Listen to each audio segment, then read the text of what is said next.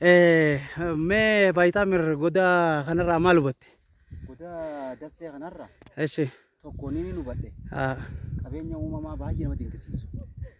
Katakka hangaammaan daawwatamin eenyuyyuu keessan argatin arra kadiiriin itti gaafatama hawaasummaatiin as dhufnee waan gaarii kan argachuu kan baay'ee itti gammadeerra. Mee gonni kunii fi bosonni tu walirratti miidhaginni inni qabu maal jetta maal fakkaata jettee yaadde? Baay'ee miidhagaa. Haalaan iddoon kun ammas iddoo inisheetiivii adda addaa ittiin hojjetan. Haalli taa'umsa lafa isii, bosonni isii, qabeenya uumamaa inni irra jiru wajjin haalaan waan bareeda. Haa ta'u godokku seennullee waan gaarii arganne ammas. Mee haala goda kanaatti jechaana osoo iddoo sanatti kanniisni horsiifame inisheetiiviin mootummaa takka bakka sanatti lafa qabate maaltu ta'a jettee yaadde? Kun akka abbaa qabeenyaa lafa kanaatti yoo gargaarsi gama keenyaan godhamee fi kanniisni naannoo kanatti yoo horsiifame waan bareedaadha. Haalli qilleensa isheelleen qilleensa bareedaa qilleensa kanniisaaf ta'u bosonni illeen akkasumatti wanni adda addaa waan jiran hundinuu haala qilleensa bareedaadha. Kanniisaaf illee baay'ee mijawaadha. Isallee yeroo san gizee gaafannu fedhii guddaa qaba namtichi illeen. Haa ta'u garuu yeroo horsiifames manni irra ijaaramee fi kanniisni hanga barbaachisu irra dhufee fi yoo ittiin hojjete jireenyi isaanii fooyya'aa yaadu waan bareedaadha.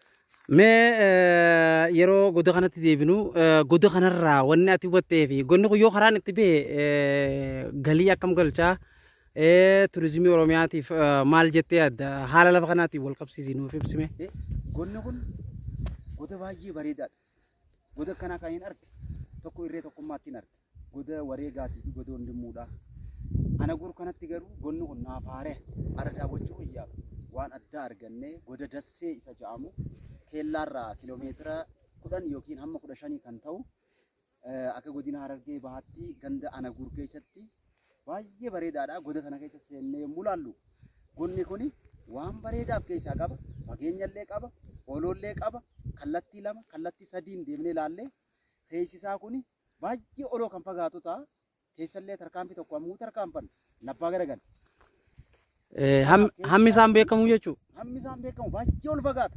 Dukkanaa baatirii ibsannee keessa deemne keessa isaa kanatti illee sodaannee gad deebine. Simbirroo halkanii jira. Simbirroo halkanii kanaatu keessa baay'ata. Bofni illee jiraachuu hin dhabu jechuudha. Karaa deebine malee inni baay'ee fagaata keessa isaa. Yoo karaa itti baasan yoo daandiin asii fi bakka keellaa jidduu daandiin gara kiiloomeetira 4-5 hammas takka ni fagaata jette. Yoo karaan itti bee wanni kun agarsiiftuu maaliin nuuf ta'a? Agarsiiftuun isaa baay'ee bareedaadha. Galii haalaan mul'isuu danda'a. Galii mul'isuu danda'a. Maaliif karaa yoo ittiin bee wanti kun galii fiduu danda'a akka ganda ana guritti. Madda galii uumuu danda'a. Madda galii guddaa ta'uu danda'a akka dinagdeetti jecha. Turizimiidhaan uumuu danda'a wanti kun.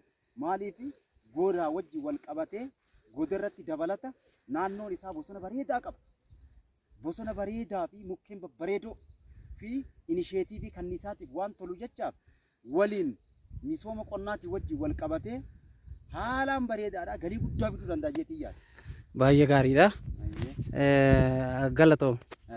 Digartaa mila. Egaa wal qasaneedha. Sabaro wayna kas godhu jira. Viidiyoo karatti hin dhaabu. Karaa dhaabee akkasiin godha.